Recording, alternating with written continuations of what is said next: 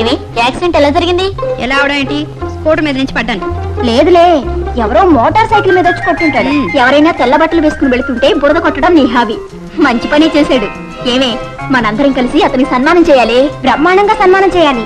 అతను ఎక్కడున్నాడో వెతకాలి, వెతికి పట్టుకోవాలి, ఆయన గారికి సన్మానం చేయాలి.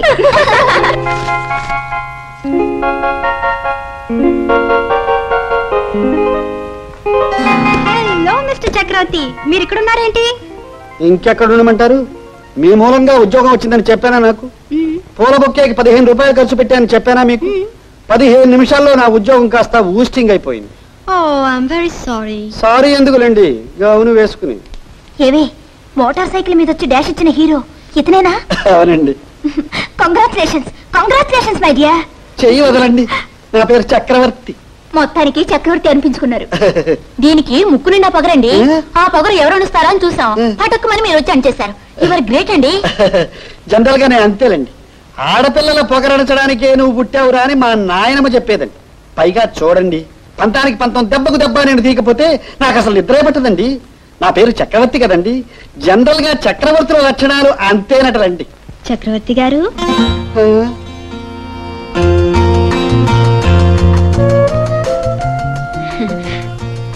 ఐఎమ్ వెరీ సారీ అండి. వాళ్ళందరి ముందు చెప్పాలంటే సిగ్గు అనిపించింది. నేను మీ గురించి వేరే అనుకున్నాను. ఏమండి, నేను సంగతి చెప్పనా? ఫస్ట్ లుక్ లో అబ్బాయిని గురించి అమ్మాయి వేరే రకంగా అనుకోకపోతే ఆ ప్రేమ సక్సెసే కాదండి. ప్రేమ? అవునండి. I love you. I love you అండి. ప్రేమించు ప్రేమకై, జీవించు ప్రేమకై, ప్రేమించి జీవించు, జీవించి ప్రేమించు, అనుకున్నది సాధించు, ఆపై తనువు చాలించు. మీరు కవిత్వం కూడా రాస్తారా? మామూలుగా రాయనండి, అద్భుతంగా రాస్తా. ఇది మీరు రాసింది కాదు. పోనీ నా మీద రాయని చూద్దాం. ఏమిటి కవిత్వం? ఏకాంతం కావాలి, ఏకాగ్రత కావాలి, తోట కావాలి, పువ్వులు కావాలి, ఇంకా ఎన్నో కావాలి. మరి అవన్నీ నేను ఏర్పాటు చేస్తాను. ఎప్పుడు కలుసుకుందాం? మీరు ఎప్పుడు చెప్పు. ఇవాళ సాయంత్రం కలుసుకుందాం. ఓకే? ఏమయ్యా, నువ్వు ఈ మధ్య అద్భుతంగా పాటలు రాస్తున్నావట. ఏదో మాదిరిగా. మా కళ్యాణి మీద కూడా పాటలు రాసావటగా. ఈ పాట నువ్వు రాసిందేమో చూడు. అవునండి. ఈ పాట నువ్వు రాశాక నాకు కూడా రాయాలనిపించిందయ్యా. అందుకే నేను కూడా పాటలు రాశాను. సోలో సాంగా, డ్యూట్ సాంగా అండి? కోరస్. పాడు. సార్, ఇది నీ ఊస్టింగ్ ఆర్డర్. ఇక్కడ నీకు ఉద్యోగం ఇచ్చింది ప్రతి ఆడపిల్ల మీద పాటలు రాయడానికి కాదు. పిచ్చి పిచ్చి వేషాలు వేయకు. Get out. I said get out. నీలాంటి వాళ్ళు ఉంటే ఇన్స్టిట్యూషన్ గౌరవం నాశనం అవుతుంది.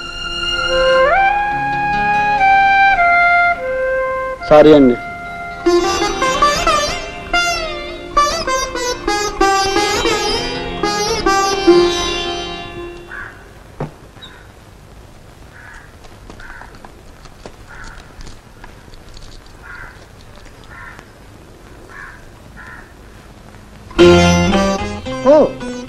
రమరా, ఏమిటి ఇలా దయచేశారు?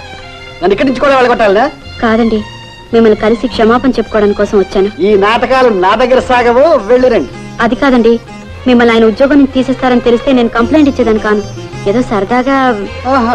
మీ సరదా తీరిందిగా, దయచేయి. లేదండి, మీకు క్షమించారని చెప్పేదాకా ఇక్కడి నుంచి కదలను. తల్లి, ఐఎమ్ సారీ.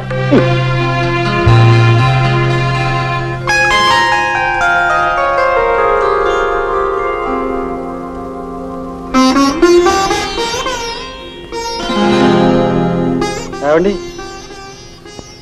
ఏమండి, ఏంటి మీరు ఇంకా ఇక్కడే ఉన్నారు?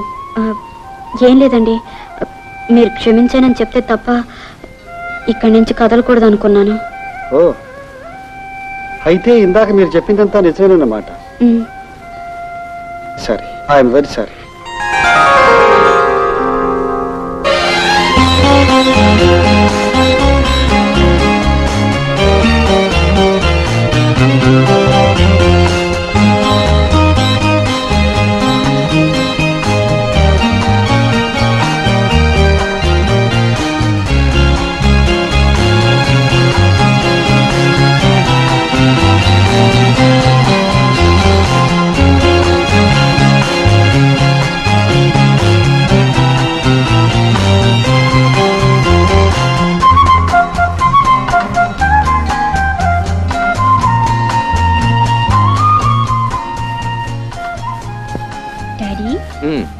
ఏమిటి ఫోటోస్ తో చదురంగా ఆడుకుంటున్నారు? చదరంగా కాదమ్మా, ఇందులో ఎవరు ఫస్ట్ ప్రిఫరెన్స్, ఎవరు సెకండ్ ప్రిఫరెన్స్, ఎవరు థర్డ్ ప్రిఫరెన్స్ అని ఒక ఆర్డర్ లో వేసి పెడుతున్నానమ్మా.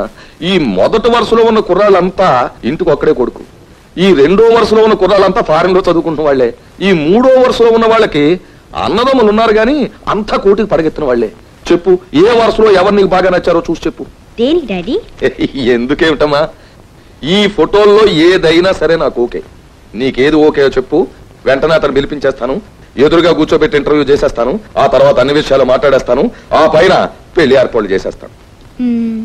సపోజ్ ఈ ఫోటోలో నాకు ఎవరు నచ్చకపోతే? మళ్ళీ ఫోటోలు తెప్పిస్తాను. వాళ్ళు నచ్చకపోతే? మళ్ళీ తెప్పిస్తాను. వాళ్ళు నచ్చకపోతే? నోరు మూసుకుంటాను. ఇటువంటి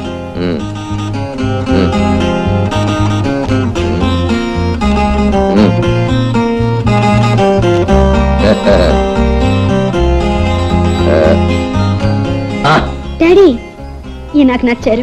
very good, like him. Thank you very. వీడు నా లిస్ట్ లో లేడు. కానీ నా లిస్ట్ లో ఉన్నారు. నా లిస్ట్ లో ఉన్నారు. వీడా?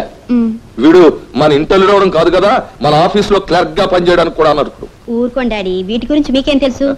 ఉద్యోగానికి ఎవరైతే బాగుంటారో చెప్పగలరు, రేసులో ఏ గుర్రం గెలుస్తుందో చెప్పగలరు, ప్యాకాట్లో ఏ ముక్క పడుతుందో చెప్పగలరు. కానీ నేను ఎలాంటి కుర్రాన్ని పెళ్లి చేసుకుంటే బాగుంటుందో మీరేం చెప్పగలరు? ఎందుకు చెప్పలేను? చెప్పలేరు. ఎందుకు చెప్పలేను అని? చెప్పలేరు. మీ వయసు శ్రీరాముడు లాంటి కుర్రాడు నచ్చుతాడు, నా వయసు శ్రీకృష్ణుడు లాంటి కుర్రాడు నచ్చుతాడు. ఇతను శ్రీరాముడు లక్షణాలు ఉన్నాయి, శ్రీకృష్ణుడు చలాకితనం ఉంది, అందుకే ఇతనంటే అంతగా నచ్చాడు. ఈ సినిమా సిస్టమ్ నిత్య జీవితంలో కూడా వచ్చేసింది అనమాట. అమ్మాయి అబ్బాయి ప్రేమించేసుకోవడం, తండ్రి వచ్చి కాదన్నం, ఆ తర్వాత గొడవలు పడడం, ఆ గొడవ నాకు తప్పలేదన్నమాట. ఆల్ రైట్, వాడిని ఒకసారి ఇక్కడికి రమ్మను, అన్ని విషయాలు నేను మాట్లాడతాను. Thank you.